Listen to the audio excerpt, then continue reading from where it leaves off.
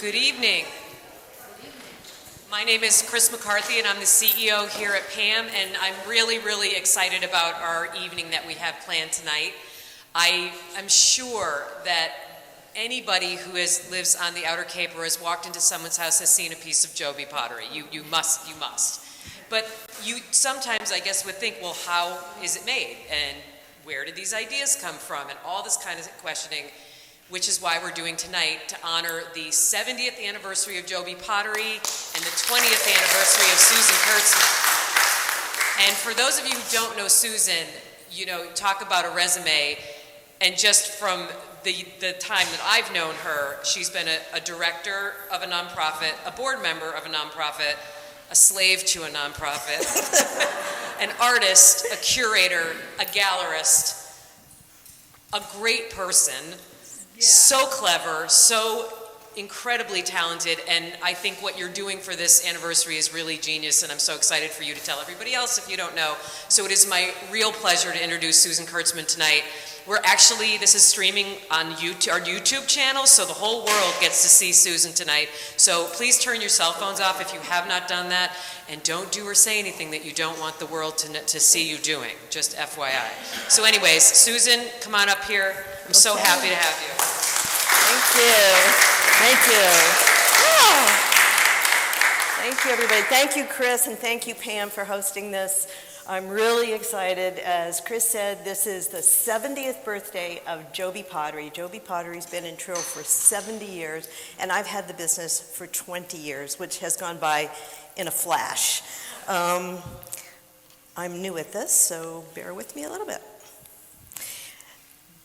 As I mentioned, 70 years, 1953 to 2023. It all began in this little hot dog stand was up by the Highland Lighthouse in Truro, and a couple of guys, Joe and Bill, were looking for jobs.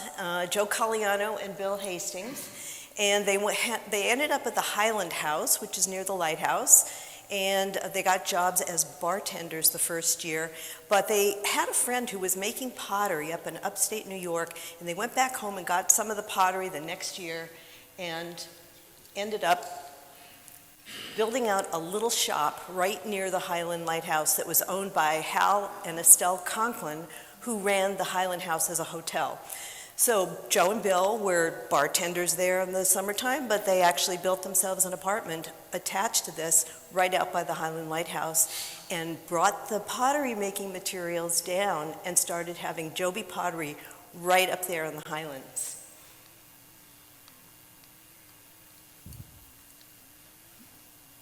There we go. You can see how close their shop was to the Highland Lighthouse. The lighthouse was way out on the cliff, and this was in 1996. It got moved further back, but this was way out in the 50s. It was out there on the edge of the cliff, and they had their little shop right next to it. They opened for business in 1955, and the school minnows became their trademark. They had them on the floor. People remember going into this shop and seeing all kinds of things. They not only had Jobi Pottery, but they made lamps out of driftwood, and they had other artists working as well. A lot of macrame around that time. The method of making this pottery is called slip casting.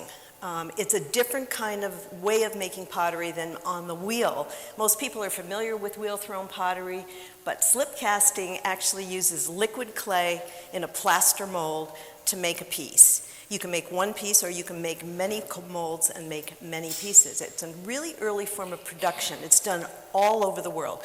I have visited production potteries like this in Mexico, in Morocco, all over, and it's still done today. Around the 50s, 60s, it started to really wane in the US. There used to be a lot of small shops like the Jobis, but everything got shipped overseas and made by automation in Asia, which is why you can get, a $1.99 mug at the Christmas tree shop today. Whoopsie, too fast, sorry. So slip casting is pouring liquid clay into a mold. In this picture, Bill is actually pouring liquid clay out of that pitcher into a mold, and you can see the pieces behind him, very mid-century.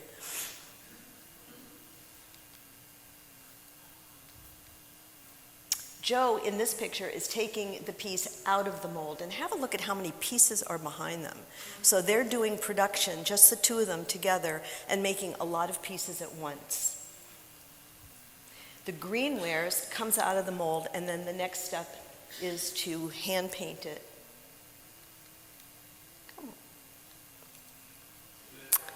There we go, hand paint it freehand. And you notice in the back all of the commercial glazes that they used. There were dozens of commercial glazes that they could pick up on and do any color that they wanted to. Unfortunately, a lot of the reds, oranges, and really bright colors were filled with lead and other types of materials that you wouldn't want to ingest on food. So a lot of the early Jobi pieces, when you look at them, are very earth tone colors. We've got blues, yellows, greens, browns, not a lot of red, not a lot of orange or anything like that. But let's talk a little bit about Joe and Bill. They were quite the couple. First of all, they got this organ out of a silent movie theater in Waterbury, Connecticut. They rescued it. They actually had it rebuilt. I had the pleasure of seeing this in their house. The organ itself had a room behind it, and when he pulled the stops, actual instruments played. So if there was a xylophone stop, there was a xylophone in the back that was played. It was absolutely amazing. They gave concerts in their house to raise money for the Truro Historical Society and also for the Neighborhood Association and a lot of other nonprofits in the area. In fact, they were pretty well known for giving parties. I've been getting a lot of emails from people who knew them way back when, and they said, did you know that they had these parties and we took videos? And I have a video. I was going to show part of it, but remember those video cameras that you used to have? The view that I have is over the heads of a whole lot of people showing Bill at the organ and Joe at the piano playing. But they evidently gave these terrific concerts, raised a lot of money, and were well known in the area. They also had a restaurant called Geppetto's, and the pottery business was very successful. This is inside the original Jobi shop. When I look at this, I look at the amount of work. And I started thinking, who did all this work?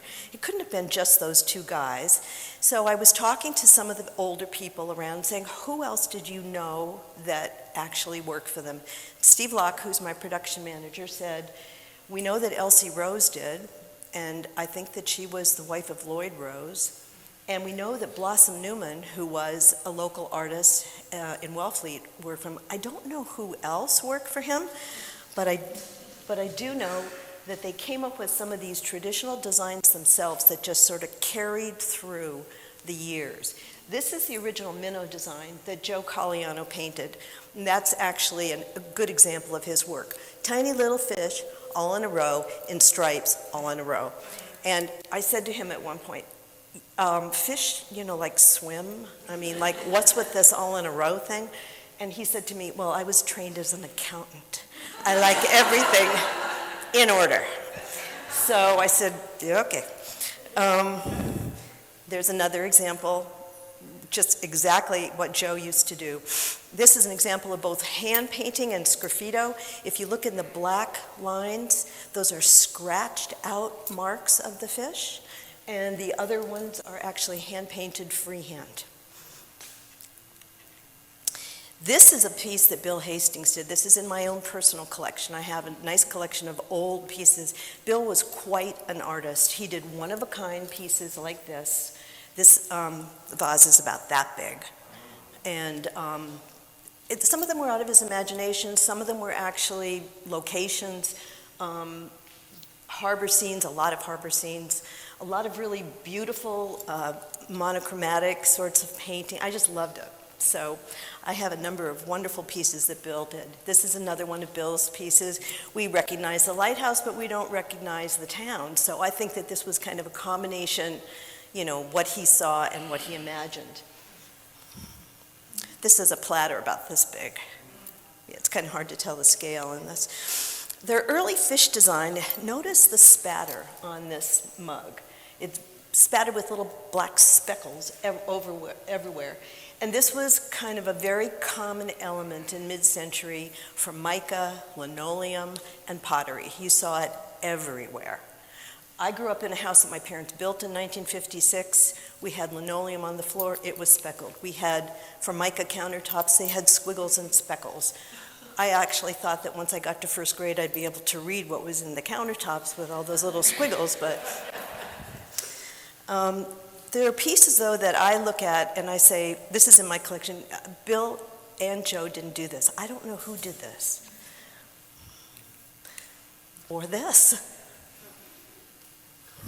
The humorous whale. But I do know who did this. The one on the right was done by Nancy Wharf. She, of course, is a well-known Provincetown artist who was working for Peter Hunt at the time. She was young. She was hand-painting furniture, Pennsylvania Dutch design, and she basically took those designs and put them on Jobi Pottery. So I have some pieces in my collection. There are Nancy Wharf painting Peter Hunt designs on Jobi Pottery from the 1950s. And they're really pretty extraordinary. It's a lot of handwork to paint pottery in this amount of detail. She was very good at it. Elsie Rose was another person that we know worked for the Jobis, and her job was mostly to take the bottles that they were making. They made molds out of wine bottles and other types of bottles, and when they were still in the leather hard stage, she would carve designs out of them. And these were called candle bottles. You put a candle in it, it throws a nice light, light on the wall, and they used them people used them on their fireplaces and stuff. The one on the left is in my collection. The one on the right was actually sent to me by a Jobi fan who knew I was going to be speaking, said, I've got a candle bottle, here it is. And I'm like, wow, these things persist. People keep them for a long time. So friends of Joe and Bill got really interested. They had a little retirement business down here called Truro Crafters. They were good friends and neighbors of the Jobis, and in the early 70s, when sand candles were quite the thing, Truro Crafters specialized in making sand candles, and the Jobis did the pottery in their shop. You can notice here that there are some Jobi pieces. The ones hanging from macrame are sand candles in Jobi pieces. Joe and Bill did the pottery until about 1978 with Truro Crafters, and then Elizabeth and Lee really took over. Joe and Bill started to retire. Bill had early Alzheimer's. We know that he died before I was able to meet him, actually. And Elizabeth and her husband Lee, who actually was pretty well known around town here for having a radio station that played jazz. He was like a jazz musician. But Elizabeth came up and did some original designs of her home, or she actually embellished or improved a lot of the Jobi designs. And the seagull design is one of the designs that she was really interested in. She collected chickadees, and she collected a lot of the chickadee art that Joe and Bill did, and then she did her own pieces. This is an interesting one. We don't even have seahorses here, I don't think. Joe and Bill started going to Florida off-season, and some of the designs reflected some of that traveling that they did. The Highland Lighthouse design. So this was another Elizabeth Locke original. Uses 7 different colors. Each piece, this is a little bowl about this big, like a little cereal bowl. Each piece was like a masterpiece and must have taken her a lot of time to do them. In 2003, I ended up buying the business from Lee and Elizabeth's sons, Steve and Gary. I had been speaking with her around 2000. I started at the Highland House Museum as the curator, and their shop was right up the road. I remember the first year I was there, I bought little pinch pots for all my volunteers who helped at the museum. But Joe kept coming over to the museum saying, I'm afraid this business is going to go out of business. She's very ill, what's going to happen? So I went over and talked to Elizabeth, and we talked about me buying the business. She did pass away in the fall, and it was hard for me to actually do that with her, but with her sons, I ended up buying the business in 2003. Now, the shop, Truro Crafters, was still in existence. That was down on South Highland Road on Moses Way, very close to the Highland House Museum, and they didn't want to sell the original shop. I would have loved to have bought the shop itself as well as, but I bought 250 original Jobi molds. Joe came out of retirement. He was 78 years old in this picture, and he was thrilled to be able to have a new student, me, to actually learn how to do the 22 original Jobi designs. I know they're 22 because I copyrighted those designs the minute I bought the business, and I trademarked the name, which they hadn't done. But I thought, this is really something. People have been collecting this for a long time. I really think I'm going to be able to do this on the side while I'm being the curator of the Highland House Museum, and that didn't happen. Actually, what happened was I asked Steve Locke to come on board with me. This is Lee and Elizabeth's son. He was playing Mr. Mom. He had been, he left his job at a company that was doing leather production mid-Cape. He was actually the production manager, and the company was going off Cape. He had 2 little kids with his wife. They live in Harwich. They didn't want to move, and he was babysitting the kids and helping his mom out. And I said, bring the kids, come and work with me, and he did. And we've now been working together for 18 years. Yeah, I was hoping he was going to be here today, but I know he's out there, so hi, Steve. So Joe came out of retirement, Steve came on board, and I had to leave the Highland House because I got too busy doing Jobi Pottery. We were doing it in this little one-car garage on my property on Depot Road, where we were doing the production exactly the same way that Joe and Bill did the production. And I'm going to stop right here for a second and just give you an example and show you how we do the production. So imagine that I've got liquid clay, and I didn't bring it because I'm in an art museum here, but liquid clay, and this is my plaster mold. I'm going to pour it into the mold. These molds are made of a special kind of plaster that is specifically made for casting pottery. You can buy it in bulk. We've learned how to make molds now from YouTube. Thank you, YouTube. Before that, I actually had to hire somebody to make the molds. And I found a candle maker in Orleans who knew how to make molds because he had worked at Kohler and making bathtubs and toilets. He said, that's exactly how we do it. So he made me some molds originally. This was back in 2003, 2004. And then I ended up making silicone masters so that we could make the molds ourselves. So imagine that there's, positive and a negative. So we would make the piece, and then we'd make a mold around it, and we could make many, many molds around it. This is a 2-piece mold. It's actually this mold for the mug.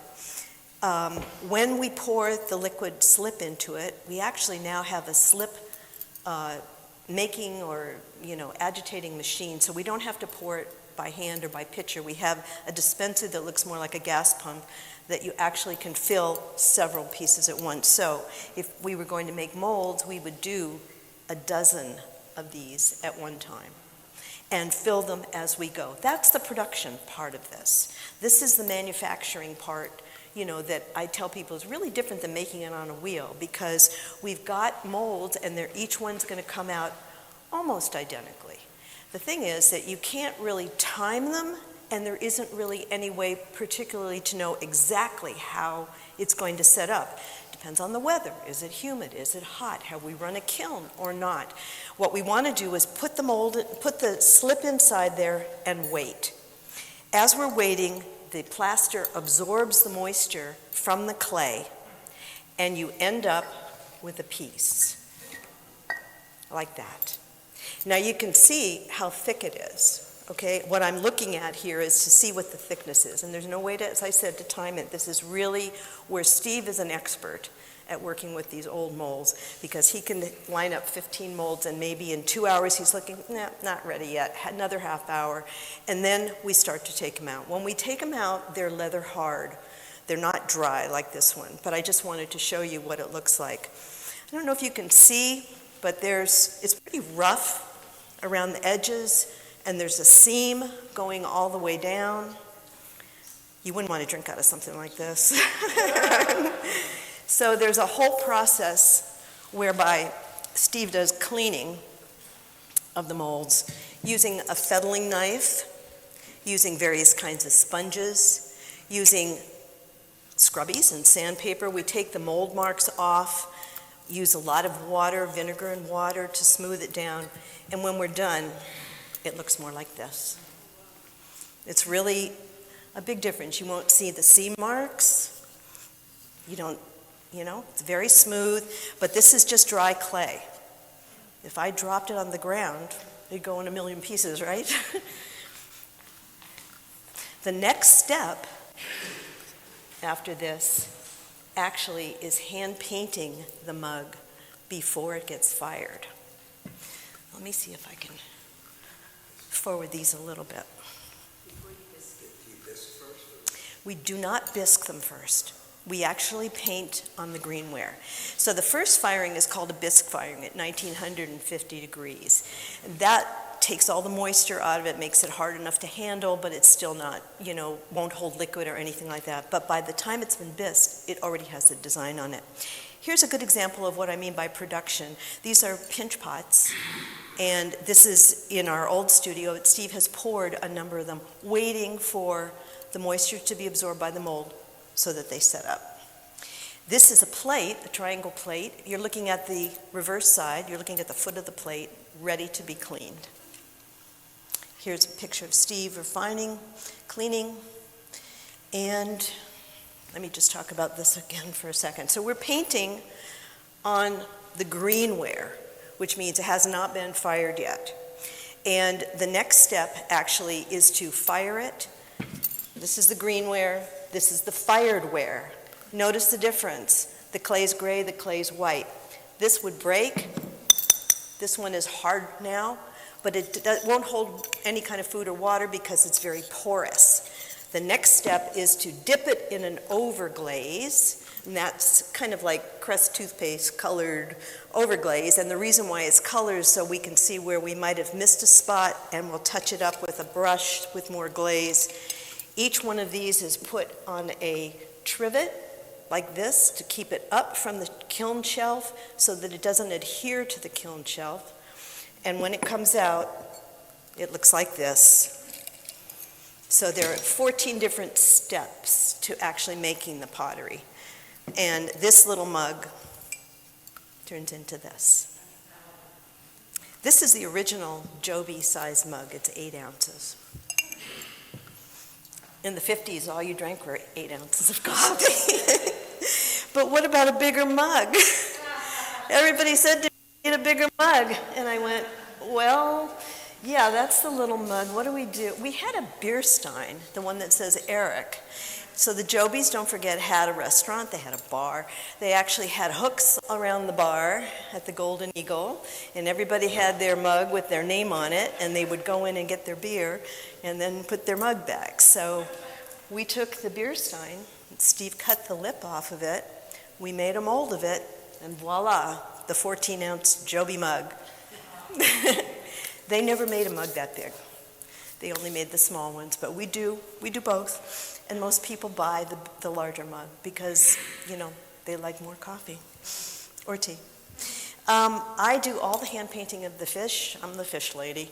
I do have helpers that help me with some of the other things, but everything, as I mentioned, is hand painted freehand. So we don't use decals, we don't use stencils. If I get the feeling like I want to do, a whole bunch of fish, I'll do a whole bunch. If I'm just want to do something minimal, I'll do that. But it's really kind of freehand out of my own creative mind, whatever I feel like doing. Here's an example of how the fish are done.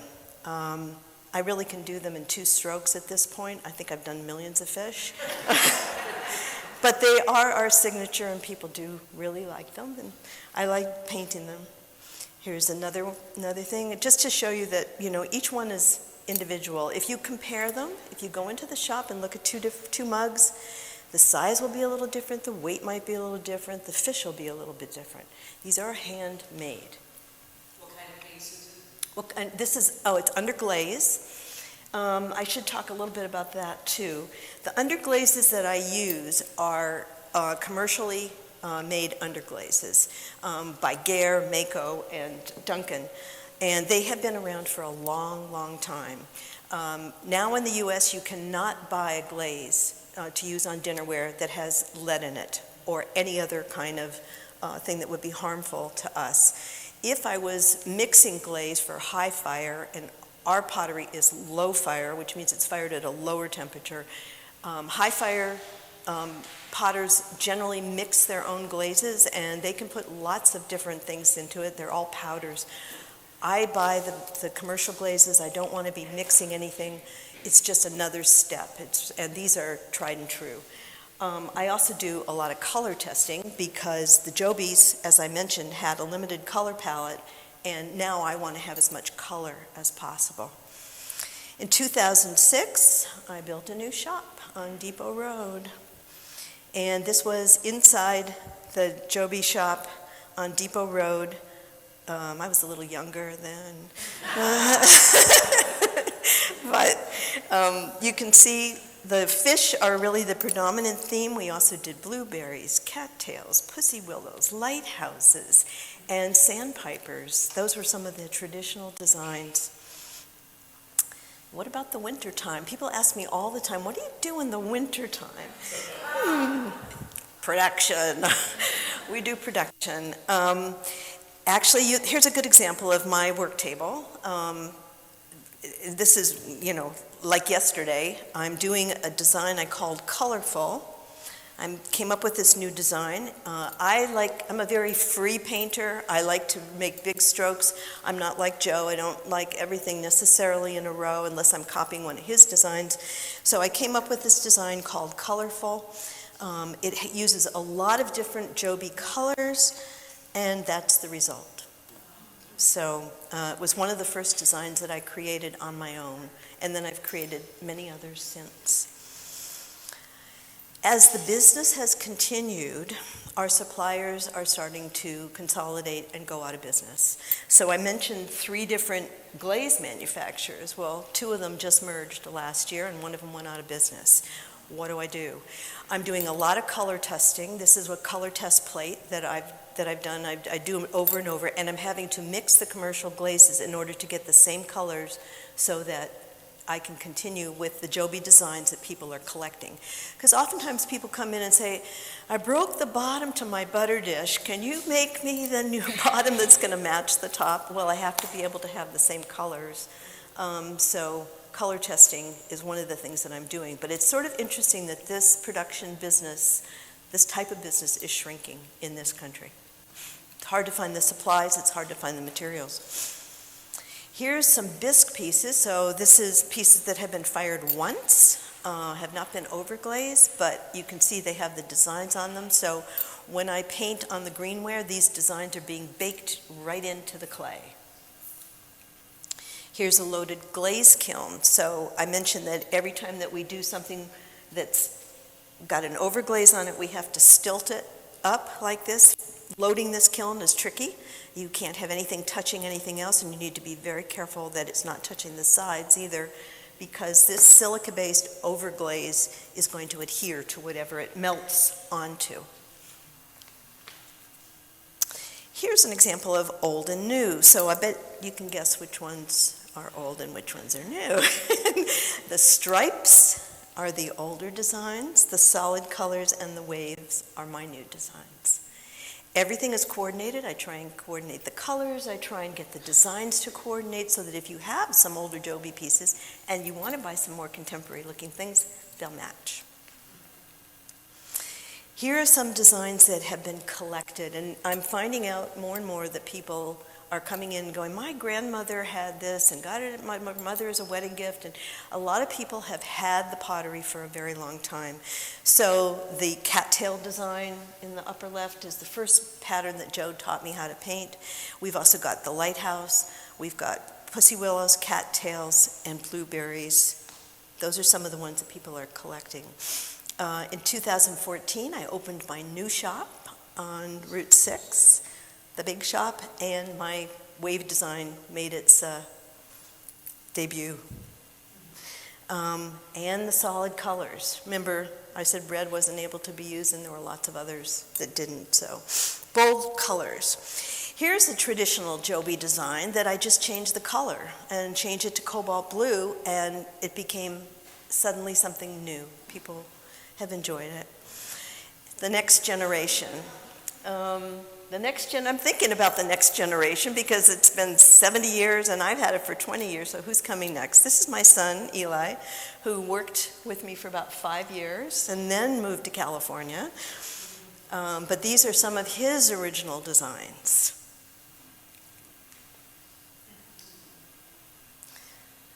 Ed Christie, one of our local artists, said to me, I would really like to make an original design. I said, what would you like to do? And Ed came up with the rainbow pride design, and also there's a blue rainbow now.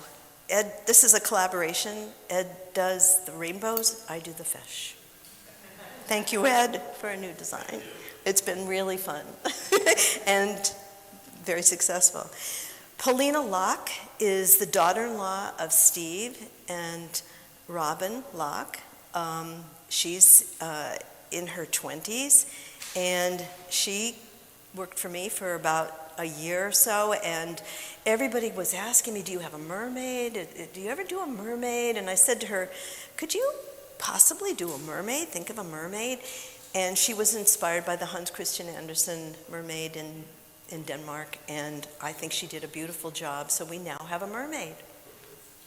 Thank you, Paulina. Leah McClintock Shapiro is another one of our local artists. The point I'm trying to make here is that the legacy of Jobi Pottery started out with helpers and continues with helpers. There's no way that Steve and I can make everything ourselves. We do about 5,000 pieces a year.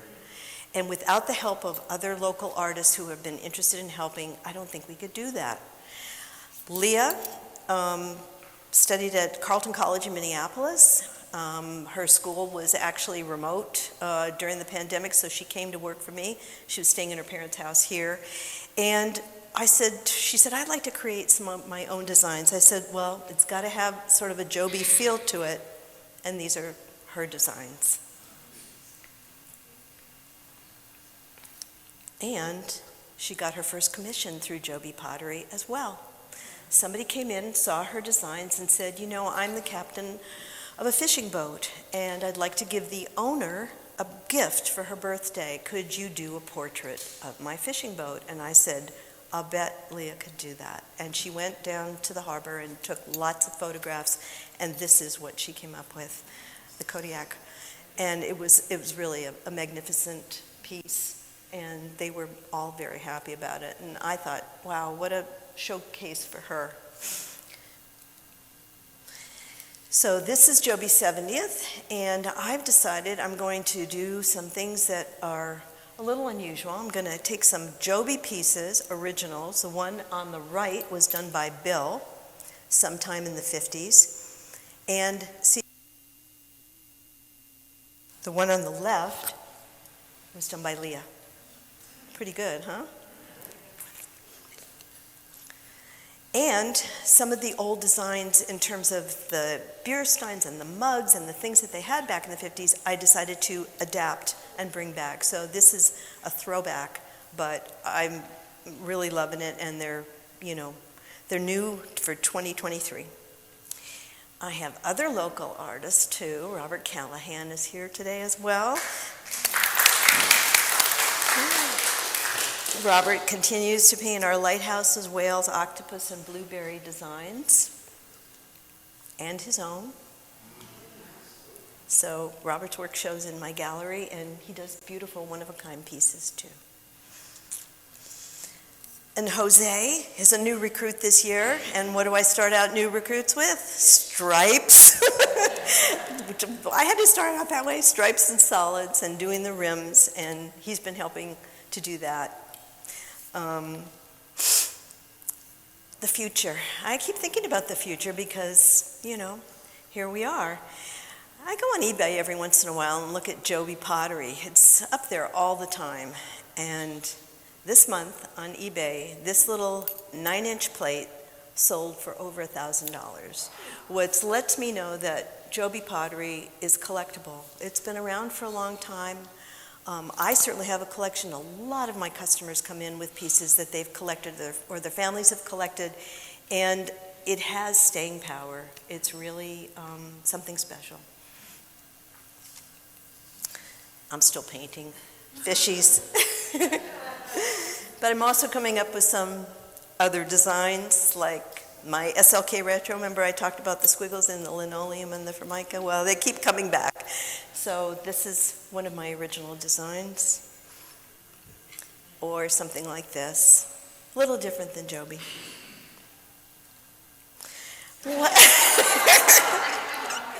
Well, what do you think's going to happen next? I have a new helper, Lila Lee Coddington.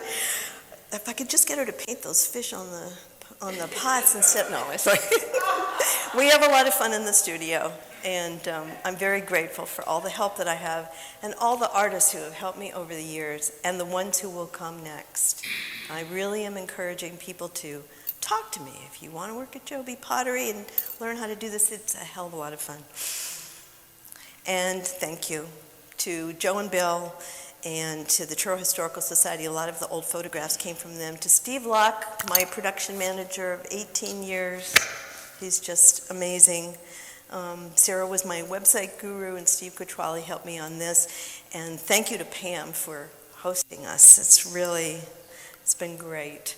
I've had a lot of people help me out, and this is a list of, and though you'll recognize a lot of the names: Annette Sear, Jillian Canavan, Lissa Cohen, Marissa Picarello, Liberty Hope, Ed, Julia Keene, Paulina Locke. These are the people who have helped me over the years to keep Jobi Pottery going. And of course, the best production manager I could ever have in the world, Steve Locke. We'd like to have happy customers.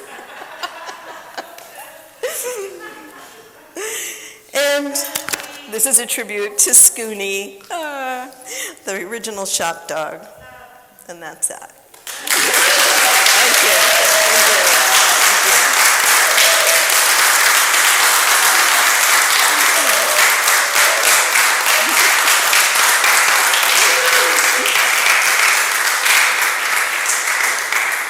Have any questions? Yeah. So Joe and Bill actually had a friend who had a pottery business, and she basically sort of took them under her wing, and showed them how to do it. But a lot of what they did was experimental. They were never trained. Both of them were musicians. Joe also told me, he studied accounting. But they didn't have any formal training other than working for Verna, who was, they never even told me her last name. So they did a lot of experimentation on their own, And you could buy a lot of the molds at that time. There were mold production companies that actually made the molds. So they didn't have to actually make a lot of the molds, although this one is one that they did make, Jobi, 1957. Yeah, and I bought 200 and some odd original molds, and then we had to make other ones. But they were pretty much self-taught. Yeah. Hi, Neil. Why isn't it solid? Okay, so when you pour the liquid clay into the mold, okay? I got it backwards, hold on. When you pour the liquid clay into the mold, you kind of look around the edge to see how it's setting up, and the moisture is being pulled out. By the time it gets to the thickness that you want, it's just like when you bake a cake in the oven, you know how it starts to set up around the edge. Then we pour out the center and pour it all out and reuse it. We reclaim it. So what you're ending up with is basically you're just going around the edge of the mold and you have a hollow form in the middle. Yeah. Does that make sense? Yeah. Joe and Bill. Joe and Bill. And they were known as the Jobis around town. They had a license plate that said Jobi. Everybody called them Jobi. And, you know, a lot of people say, are you Jobi? I said, I'm the Jobi lady. You don't have to know my name, just Jobi lady. But Jobi was Joe and Bill. Joe Colliano, Bill Hastings. And yes, they were a couple, although in the 50s they were friends. They went up to the Highland House to get a job, and the owners said, well, we could use a couple of bartenders, but we only have one room, and it's only got one bed. And they said, well, we think we can deal with that, you know. But they came back year after year, and the Conklins and they became best friends. Joe and Bill ended up being the last proprietors of the Highland House as a hotel. It's up by the Highland Lighthouse.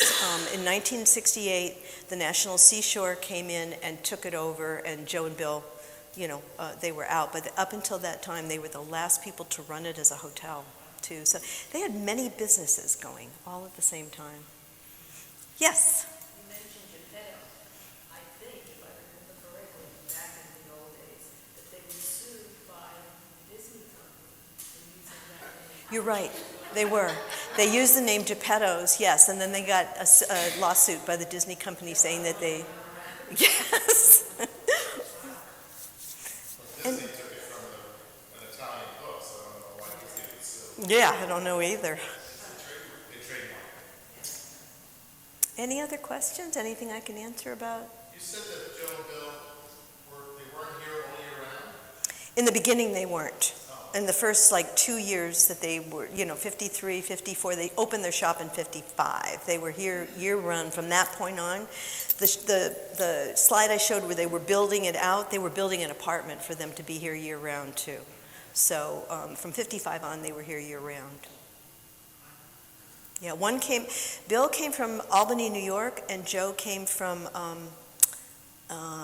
Bennington, Vermont. They met in the Navy, is what I was told. Yeah. Yeah? Did Joe and Bill have anything to do with why the Highland House Museum is there? Oh, yes, they actually did. So in 1966 or 7, when the National Seashore was making plans to take over the Highland House, they wanted to raise the building. And there was another building just across the parking lot from it where the Truro Historical Society had started to set up a museum. But that building, too, was slated to be razed. So Joe and Bill wrote letters. I actually have the original letters to the Department of the Interior asking them to please spare the Highland House. They wanted to buy it. The government wouldn't sell it to them. But then they said, there is a museum, a nonprofit organization that wants to go in there. And it's because of them that the Highland House Museum is there today. The Truro Historical Society got a 1-year lease from the seashore in 1968 to open, and then it was a year lease, year after year after year. By the time I was the curator there in 2000, we finally got a 20-year lease from the government, but it was almost like year to year. But thanks to Joe and Bill, there is a museum up there. Huh? I don't know. I'd have to find out. Yeah, exactly. You're right. I'll have to find out. I'll let you know. Yes? What had you done in your life before you did this and made you think you could do this? This is huge. Yeah, it turned out to be something that was a first love. So I studied ceramic design at UC Berkeley in the 60s. I actually graduated in 1970. And my teacher was Peter Volkas, who was world-renowned ceramic artist in the mid-century. He actually was the person who they attribute pottery going from craft art to what he did. He made sculptures that were as tall as people. He did some of it on the wheel, he did some of it by hand. He did metal casting too, and I took metal casting from him as well. The other person, his teaching assistant, was Ron Nagel, who was into slip casting. And in the 60s, everybody was like, slip casting, you gotta be kidding me, but he was making original pieces, one of a kind. I happened to be in Venice at the Biennale in 2013, and I walked into the pavilion, that was the American Pavilion at the Venice Biennale, and there was all of Ron Nagel's work. I was absolutely blown away. This man's one-of-a-kind pieces were all there, and both of those guys were my teachers. So I graduated in 1970, decided I needed to sort of get a job. I got a master's in special education. I did that for about 10 years, working with blind and multiply handicapped adults primarily. And then I actually got an offer to go into advertising. People don't do it today. I got in the back door through writing. I had been writing for a newspaper about my first love, which was design and art, and I was an art columnist for a Gannett paper in Connecticut. And somebody saw my writing and said, "You can write, would you like to be a copywriter?" And I said, "Sure, what's a copywriter?" I ended up going into New York and becoming a copywriter, creative director, and spending 20 years in corporate advertising. My last real job was at Fidelity Investments, running their ad agency on the creative side. But when I got here and Joe Colliano walked in the door and said, "Jobi Pottery," I said, "What's Jobi Pottery?" And I went back to his house and he showed me all this, and he said, "I think it's going to go out of business. Somebody needs to take this over." And I thought, I could do that. I would love to do that. That brings me right back to where I started, wanting to be an artist right out of college. But, how do you make a living as an artist? So now I've made a nice living. I live on Cape Cod. I'm, working for a museum. And I thought I could do this with one hand over here, In 3 years, it took over my life. And, now it's 20 years later. It feels like 1 minute. I love what I do. I really love teaching other people how to do it. It's something that I feel passionate about, really passionate about. And I guess to answer your question, it just goes back to the beginning. I had a lot of good training in the ceramics department at UC Berkeley. It was really terrific. I went back there recently. It's turned into an industrial arts studio, and they're making 3D printed widgets out of ceramics to put into, computers and machines like that. It's completely changed. Yeah. Thank you for the question. Anybody else? Okay, come on by and visit.